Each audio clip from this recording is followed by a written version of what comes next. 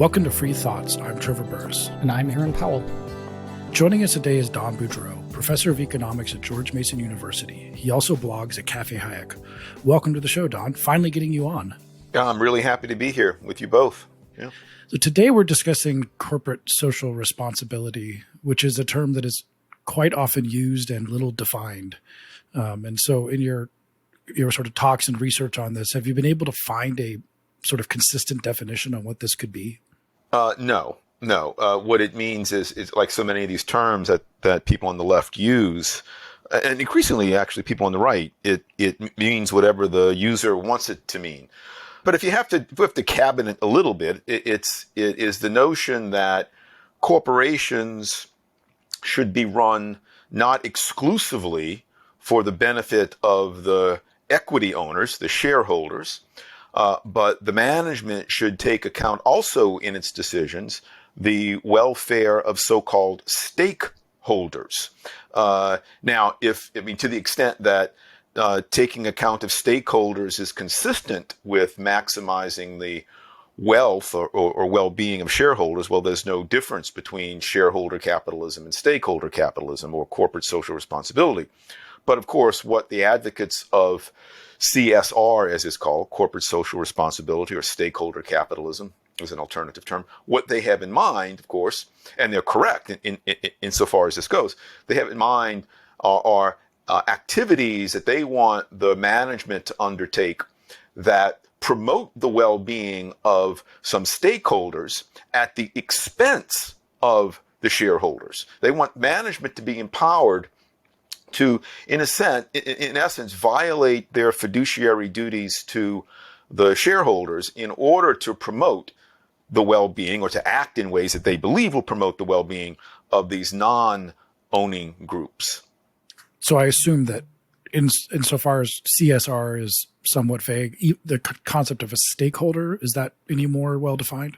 No. In fact, this is one of the big problems, Trevor, with the whole concept. It's not well defined. One of the benefits of shareholder capitalism, and certainly not the only one, but one of the benefits is in the clarity of what corporate boards and management should do. There is a well-identified group of people who own the corporation. Now, if corporate law, you get into there's distinctions between common shareholders and preferred stock shareholders, but these are things that the law has handled and can handle very well. Stakeholders, in contrast, are whoever the activists want the corporation to look after. So one of the benefits of shareholder capitalism is that the identities of the people whose interest is to be attended to by the management is very clear. You're either an owner or you're not. Not so with being a stakeholder. You're a stakeholder in some people's eyes, you're not in other people's eyes. What are the boundaries of this? Because basic moral principles tell us that just as individuals, and no matter what role we're in, we should take into account the interest of others, not cause them harm if it's preventable, not behave in ways that violate moral rules or unvirtuous, and so on.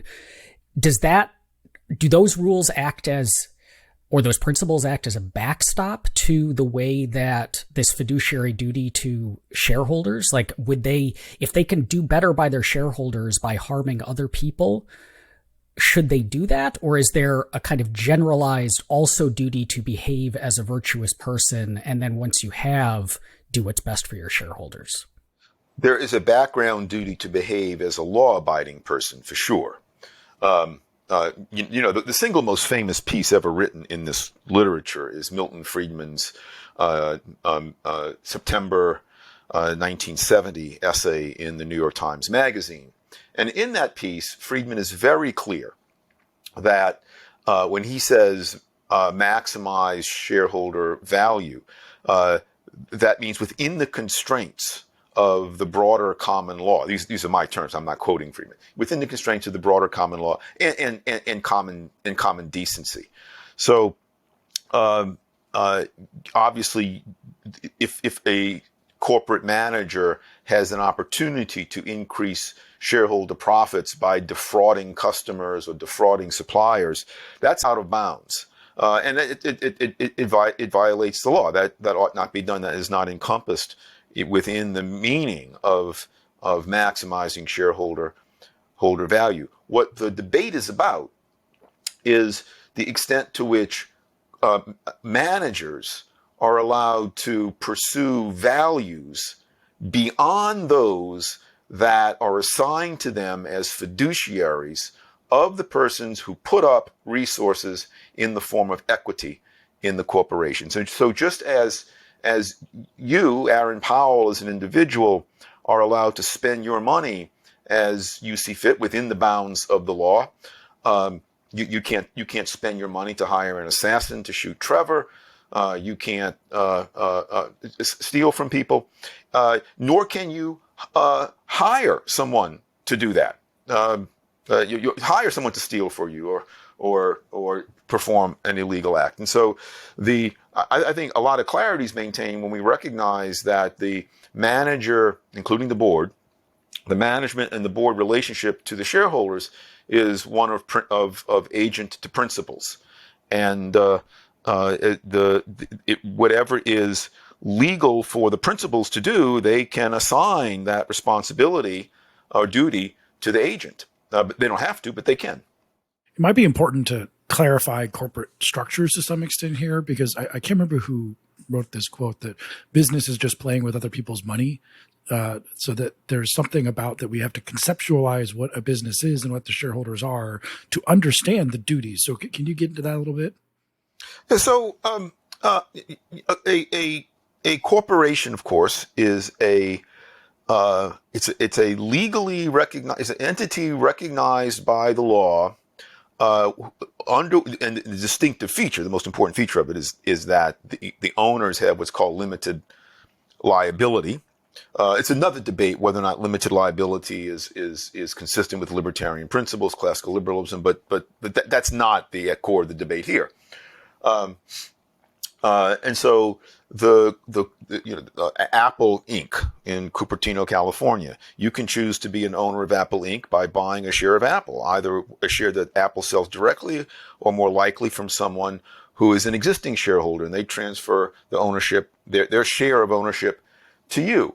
And you as an owner then get rights to vote according to how much you own and according to the voting rights of the shares that you own in shareholder meetings. And in essence, you and other shareholders choose the board, and you can assign to the board whatever duties you want. You could tell Apple, you as a group, the shareholders collectively, of course, could tell Apple, let's stop making these computer things and let's actually start growing apples, as in an orchard. Now, it would be pretty dumb for the shareholders to do, but they could do that. They could also tell Apple, we don't care about profits. We want you to work to alleviate world hunger.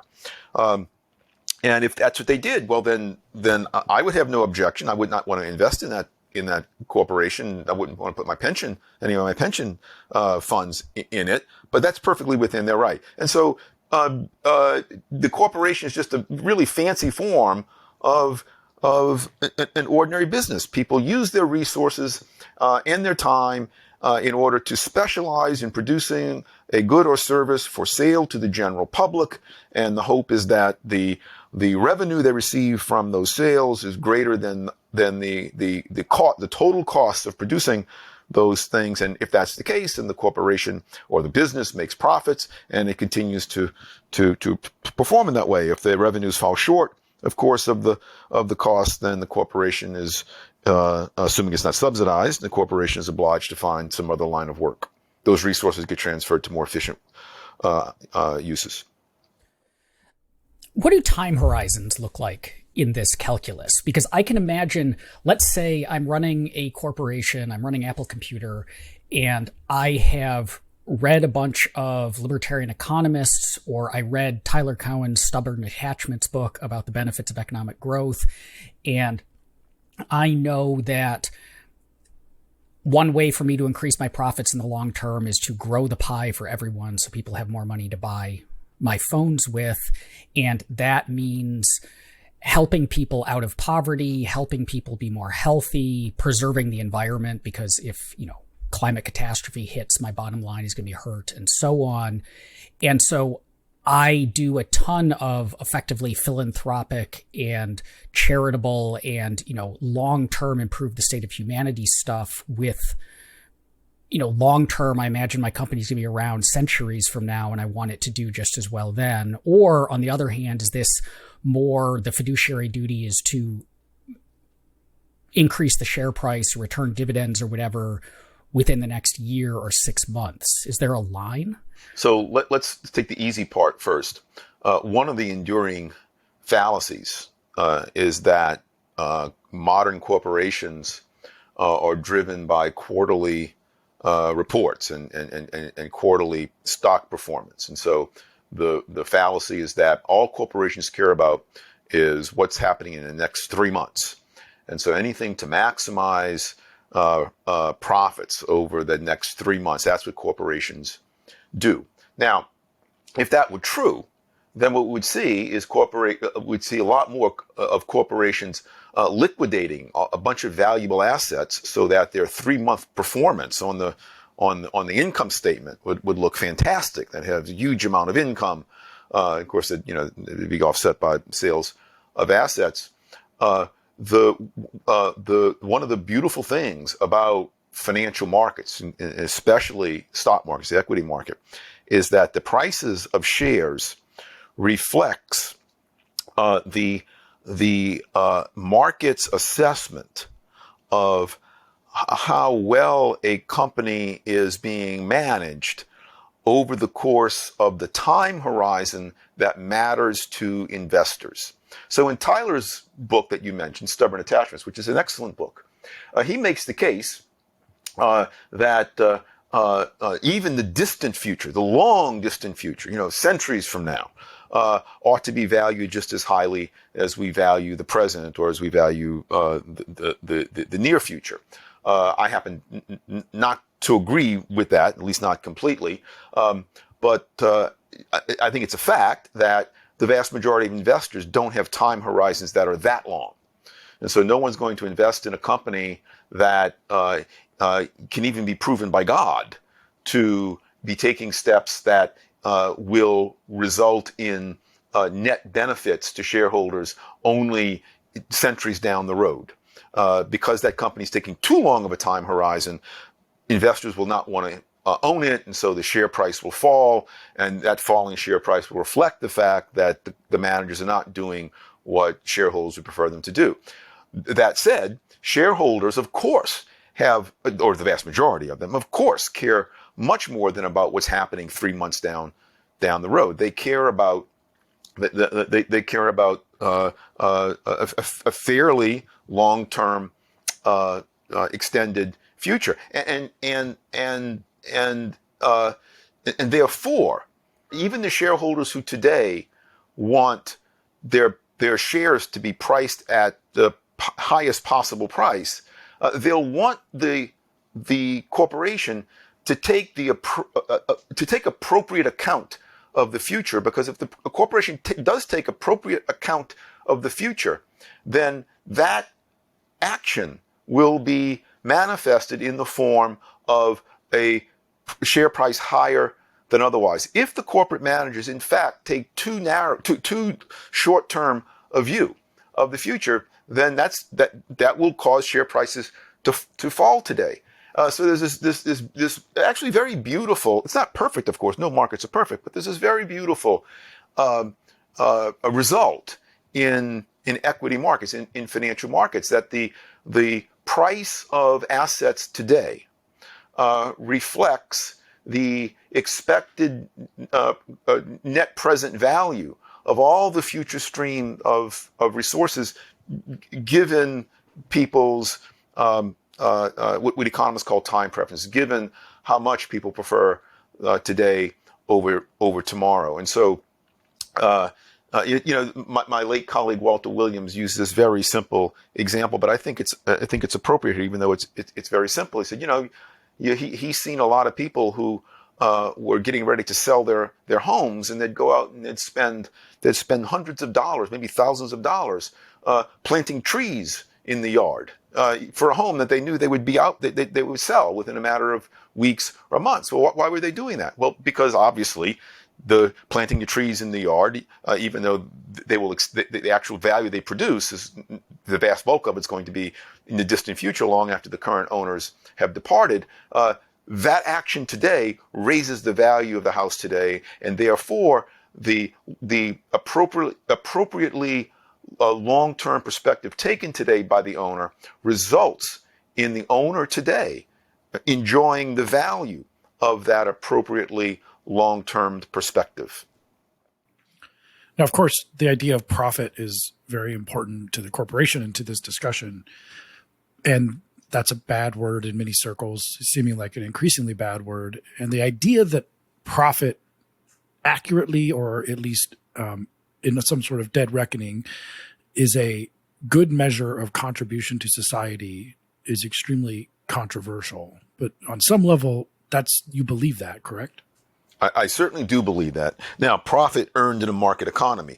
One could quibble, and one could say, the term profit should legitimately be reserved only for the excess of revenue over costs in a market. I don't want to be that pedantic about it, but I will say that to the extent that profits are earned in the market, to the extent that a firm profits by pleasing consumers, where consumers spend their money voluntarily without being coerced or obstructed, then the higher the profit, the greater that signals that corporation is successfully satisfying a particularly urgent set of human desires. So I like high profits. That means I applaud a company that earns high profits. That means that a company has identified an opportunity to satisfy urgent wants that have not, until those profits were earned, been satisfied. Now, most people, the reason they don't understand that is that they view profits as some sort of surplus. This is kind of a Marxist view, right? So the profits come at the expense of workers, or the profits, on some other view, come at the expense of consumers. Well, they clearly don't come at the expense of consumers, because consumers are voluntarily spending their money. Again, assuming it's in a market, they're voluntarily spending their money on those products. They don't come from workers in a market, because workers are voluntarily choosing to work at that company. And so high profits to me signal alert, especially helpful entrepreneurship. On top of that, in addition to being a signal of successful pro-social past behavior, the profits signal also to entrepreneurs in the future about where they should redirect resources.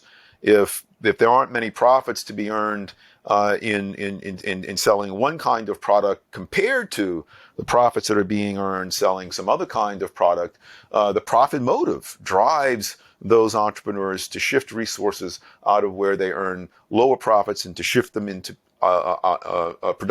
production opportunities for where they earn higher profits. So the profits are very much like prices. I mean, in one sense, they're just a different sort of bundle of prices. Profits are, I forget how Tyler Cowen and Alex Tabarrok exactly put it in their textbooks. They either say, they say it with respect to prices, I'll put it with respect to profits.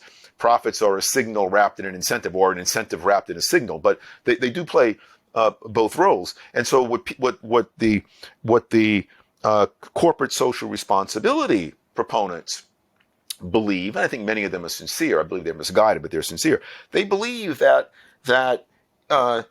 because they believe that profits are illegitimate, or at least come at the expense of some other groups, then by mandating, using law, legislation, by mandating that corporations pay attention to stakeholders as opposed to shareholders, firms will then be compelled to abandon or reduce the amount of profit seeking that they engage in, and hence corporate assets will be, to the extent that CSR is successful, corporate assets will be diverted away from profit seeking, which is in the eyes of these people at best zero sum, and toward helping, genuinely helping other members of the community. Of course, in my view, that's exactly backwards. To the extent that CSR succeeds in having corporations divert resources from where those resources would in fact instead be used in a profit-seeking manner, a shareholder wealth maximizing manner, those resources are diverted from where we can be pretty sure they will genuinely promote improved human well-being by producing a product at a sufficiently low cost to make it worthwhile, and into areas where at best we have no good measure whether or not the use of resources in those ways will be beneficial or not. This makes it sound like it's an all or nothing thing as far as the legitimacy of profits goes, but is it potentially more gray than that? So we just recently learned about the NGO group, which is legally selling spyware to governments, including authoritarian governments, that they're then using to, again, legally in their jurisdictions, spy on activists and journalists, which is often leading to assassinations or other things which are not themselves necessarily legal. But what NGO group is maximizing its shareholder value by selling this software that is harming a lot of people and doesn't seem to have much pro-social use, or cigarette companies selling a product that, yes, it's satisfying people's interests at the time, but those people, a lot of them, like had the opportunity to choose otherwise, would not have started smoking in the first place, or would have preferred not smoking to developing lung cancer, but made a decision that they don't feel that felt good at the time. Like, it seems like there's a lot of ways that you can turn a profit that aren't illegal, but certainly aren't pro-social, that have either long-term consequences for your customers or have negative externalities for people who weren't part of that exchange and are, I guess, filling wants that it would be better for the world if they weren't met in the first place. So two things. One, and the most fundamental here, is that the entire argument, of course, is premised on the notion that consumer demands, or at least the ones that are allowed to be legally expressed, are legitimate demands, right? So a corporation that goes into the assassination business, okay, that's that's off the table. A corporation that goes into the business of selling sugary drinks, tobacco products, experiences in gambling casinos. If adults are allowed to buy those things, and if adults buy those things, then at least as an economist, I sit back and say, well, I don't understand why they do it. I certainly wouldn't do it myself, but they're doing it. They're doing it voluntarily, and so I have to concede that that's legitimate. It's not my place to stand in judgment of the way these people choose to spend their own money. But whether you go along with a sort of radical economist subjective utility assessment or not, the second point to make is that to the extent, Aaron, that what you point out is a real problem, and I don't deny that. Obviously, at some level, it's a real issue.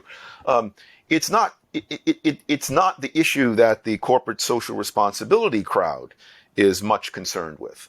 The corporate social responsibility crowd you can imagine one of them saying, "Oh, look, Philip Morris, I think that's his name again, or maybe Altria. Oh, look, big tobacco company. It's cigarettes harm people, so we want you to stop selling cigarettes." That's possible, but it's also possible. In fact, I think more likely, the way the actual details of these corporate social responsibilities proposals play out, it's more likely, say with Philip Morris workers now represented on the board by law, the workers say, we want as many jobs as possible producing cigarettes, and so we don't want Philip Morris reducing the amount of tobacco products it sells.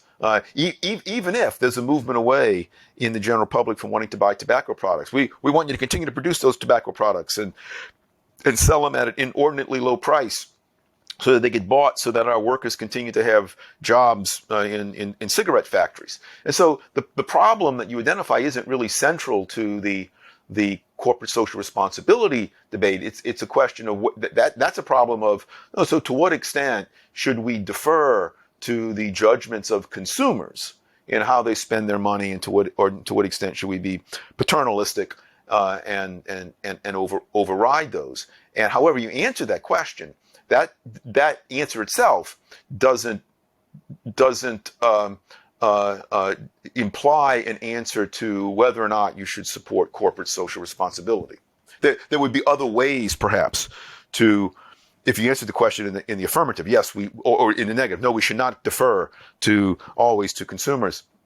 There would probably be better ways to address that problem than by saying, okay, the way to address it is we're going to have corporate social responsibility govern the board. There's no obvious way in my mind that corporate social responsibility will address that problem effectively, if at all. Now, in terms of externalities, though, it seems this one's a little bit more difficult. As we take revealed preferences theory, which I'm with you on that, but let's take the argument that oil is artificially cheap because of externalities that are not priced into the price of oil because of both pollution and, standard old style pollution and greenhouse gas emissions. So, and we could also take another side of this, which is that American oil companies are somewhat subsidized by the U.S. military to some extent and other actions that we have done to protect. So the profits that are reaped by oil companies are too high in this estimation. So if you are an oil executive and you agree with this assessment, but you can't impose, taxes on yourself and regulations on yourself, then is it okay to do corporate social responsibility in order to kind of do a best guess to mitigate the harms that economists would agree are harms because they're externalities that are not priced into the consumer price? I think that's a little bit of a difficult question. As I see it, and maybe some listeners will be surprised that I find it a little bit of a difficult question. The pat answer is, no, that corporate here's the answer I think Milton Friedman would give. That corporate manager, if he or she sincerely believes that, given the structure of taxes and given the structure of tort law and property law and corporate law, that the output of the oil company is too high and is creating too much in the way of danger to the general public. If that person really believed that person should not hold himself or herself out as a fiduciary, as an agent for the principals who own the oil company. There's something fraudulent about that. Given the existing, law is never perfect. So given the existing imperfect structure of the law, the principals, the shareholders, should have the legal right and ethical right to choose whoever they wish to be their managers. And if they choose to have a manager who acts on that margin, who acts to combat global warming, well, that's fine. No problem on that. No problem with it there. But if they want to have maximum profits, then that manager probably should. That manager in this answer should not be in that position. But and I'm not sure I reject that. On the other hand, there is this gray area. Aaron's earlier question touched on this a bit. There is this gray area of to what extent should people be guided by their ethical sensibilities when acting, even as agents for others, given that the law's constraints are never perfectly tight. There's always some wiggle room. There's always some room to move slightly in one direction and in another direction. And so if I'm this manager the beliefs that you posit, if I'm that manager, uh, uh, on the one hand, I would feel as if I am violating my fiduciary duties to my principles. On the other hand, I might find some sort of justification for it. I think as I articulate this, I think probably managers have no business being unfaithful agents to their. I think that's the best principle to go by. Let the manager try to change the world in some other way, rather than fraudulently dealing with his principal's funds. But I think it is a difficult question. I mean, the more general thing, Trevor, is, if you believe that carbon emissions are an externality, as of course many people do believe that they are an externality, then the appropriate response would be or at least an appropriate response would be to have the government impose a carbon tax, as many people talk about, or put restrictions. And it's not up to the company itself to play by rules different than are the rules played by other firms in its industry. So, let's say that I am the board of directors for a company, and the shareholders have told me to maximize profit, or I can infer that that's what they would like me to do. But then they tell me through shareholder voting or some other mechanism, the shareholders want me to do things that look more like corporate social responsibility kind of things. And either because they just want me to, or because they think that doing that will maximize profit, but I'm pretty sure it's not going to. So maybe they've gotten caught up in some fad of like, we're going to get rid of, this material because I read on the news that it's dangerous, but I know it's not dangerous and that getting rid of it is going to be costly. What am I supposed to do in that situation? So the situation that you describe here is one in which the principal shareholders give a specific a directive to the agents, do this particular thing or don't do that particular thing. And I think if the principals in fact do that, then the corporate managers have to abide by it, whether or not it promotes it doing so raises the market value of the equity shares over time. And we have to presume that these principals know what they're doing. And and now they may be mistaken in believing that prohibiting the corporation from producing cigarettes will in fact, they may think that stopping Philip Morris from producing cigarettes is actually going to result in a higher share price.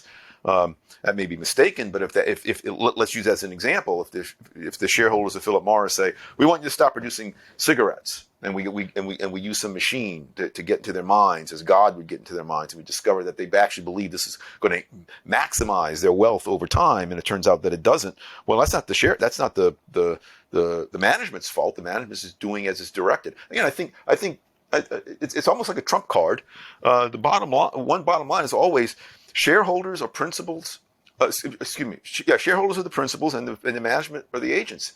And within the bounds of law, the principals have the right to delegate to the agents whatever powers and directives that they choose. I don't think there would be I think just in the process of competition for equity funds, it would be the rare. I don't think there'd be a lot of shareholders who are willing to knowingly reduce the value of their investments in order to pursue have quote unquote social goals. There may be some, but we have other institutions who are doing that. They're called nonprofits, or there's lobbying government. And so, shareholders like that, I encourage you, give to give to the Cato Institute, give to the Mercatus Center, or George Mason University Economics Department, or whatever is your preferred outlet, rather than trying to do it through an institution that's not really set up well to do that. Let's return to something we were talking about earlier on. One of the beauties of the shareholder wealth maximization systems that the directives are very, very clear, and that is take actions that result in the price of the shares being as high. Take legal actions that result in the price of the shares being as high as possible, and anybody who knows anything about the legal system knows that there's a huge value in having legal rules that are clear and easy, relatively easy to reveal whether or not they have been followed or not. One of the many problems with stakeholder capitalism is, again, if we don't, first of all, we don't know just who the stakeholders are. It can be almost anyone, and then because in almost all cases the stakeholders' interests are not going to be measured in money, unlike the shareholders' interests, which are measured in money. It's a pretty objective scale of values: $1, $2, $3. Because the stakeholders' interests are typically not measured in money, it's very difficult to determine how well the management charged with pursuing these stakeholder interests are doing. And one great irony here is that management under stakeholder capitalism often gets a kind of freedom that the management does not have under shareholder capitalism. Under shareholder capitalism, if the managers fail to maximize shareholder value, they get booted. If they do it too egregiously, they face legal action. Under stakeholder capitalism, there's because the identity of the stakeholders is so ambiguous, the metrics of performance are so ambiguous, that allows management to get away with saying, oh, we took this particular action or that particular action to help our stakeholders, and sure, it drove down the value of our shares, but that's part of the bargain, right, with stakeholder capitalism. And so trust us that the stakeholders like what we're doing, or will like what they're doing when the full consequences of our activities play out. And there's very little way to police this, and so to the extent that the irony that I mentioned earlier is that a lot of proponents of stakeholder capitalism, at least early on, many of them were worried that corporate managers should be leashed. Right, corporate managers have too much discretion. There was this whole separation of ownership from control literature starting back in the 30s, and to the extent that there are many. There are many, to the extent that there are proponents of stakeholder capitalism today who are also worried about corporate managers having too much discretion. That's a fundamental inconsistency.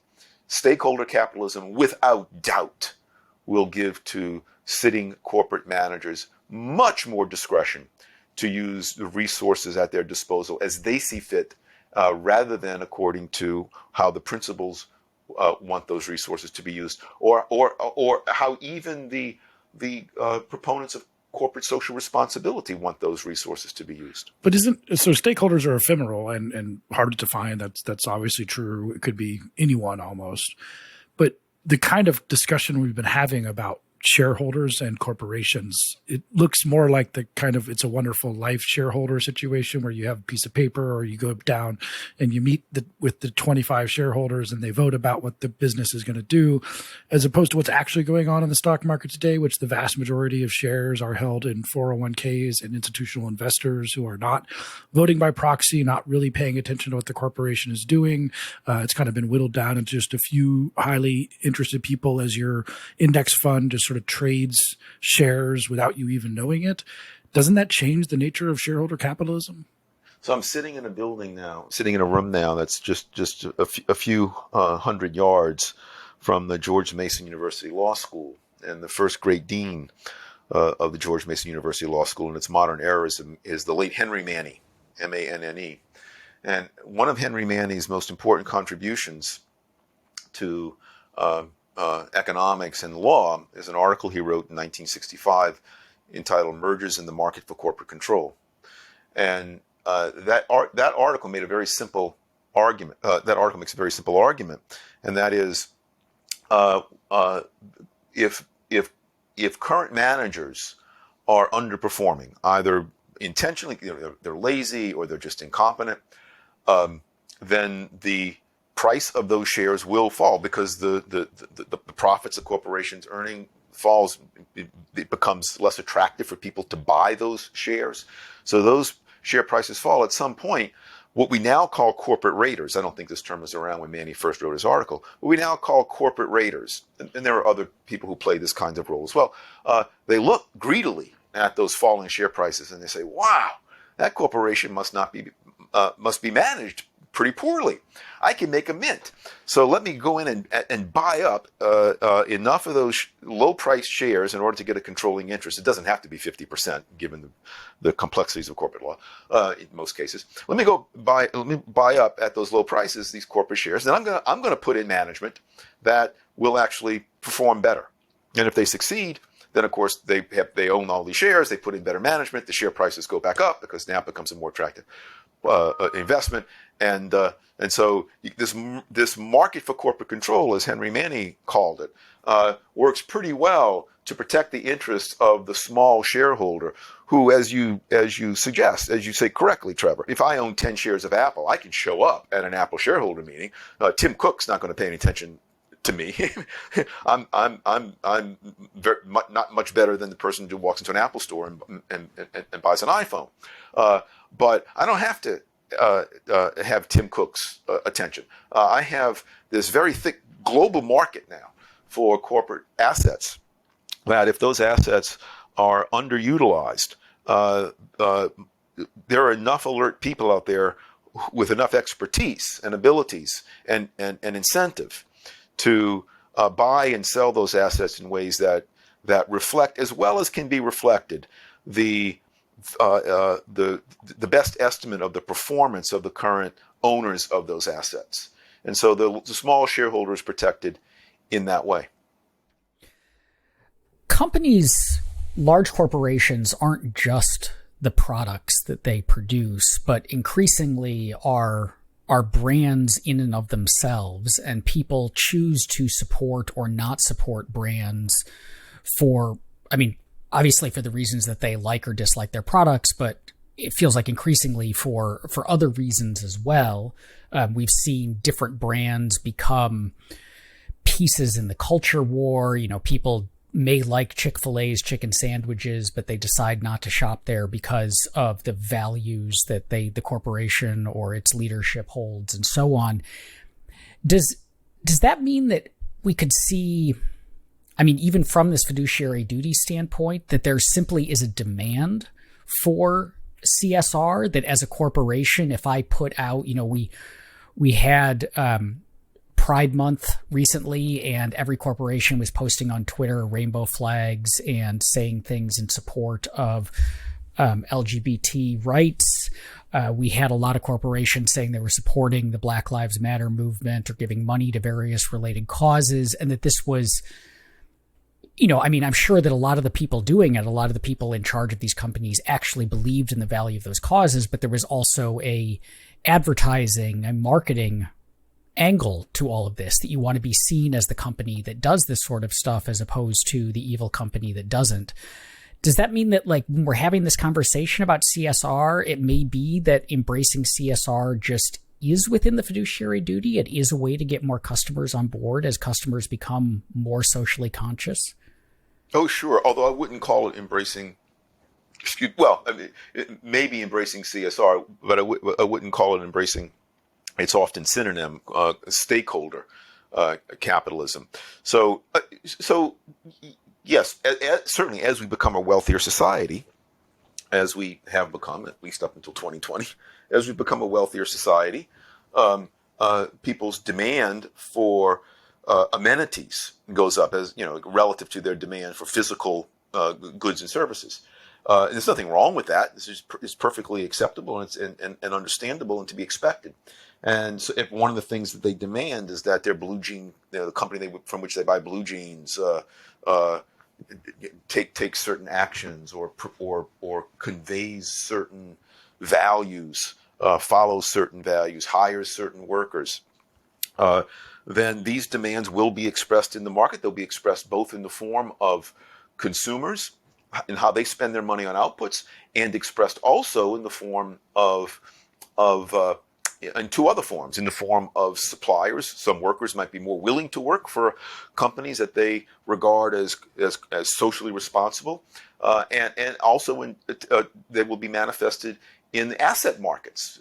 Investors will be willing to have some of their funds be devoted to the pursuit of these causes. And so the market provides a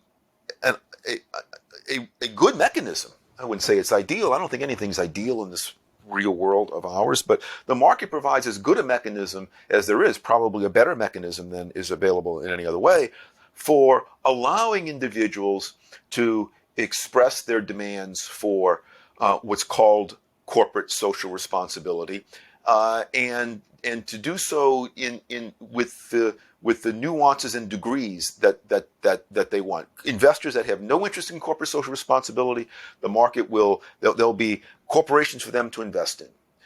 Investors who do have a demand for it, there'll be corporations for them to invest in. Customers can choose to likewise choose to spend their money here and there, depending upon their perceptions of how much or how little corporations engage in these things. So the market, I think you're right. There is a demand for it, and I don't sit in judgment of that demand. And that, to the extent that the market notices that demand, and it does, the market has every ability to satisfy that demand. So to that extent, there's no need for the kinds of actions that the advocates of stakeholder capitalism want. We don't need government to mandate that boards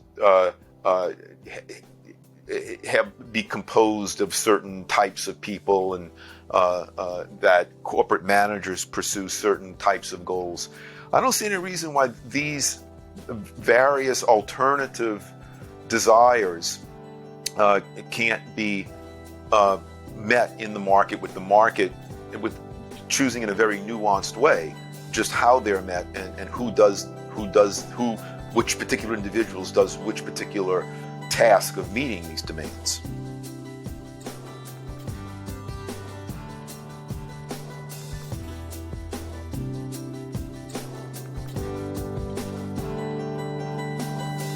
Thank you for listening.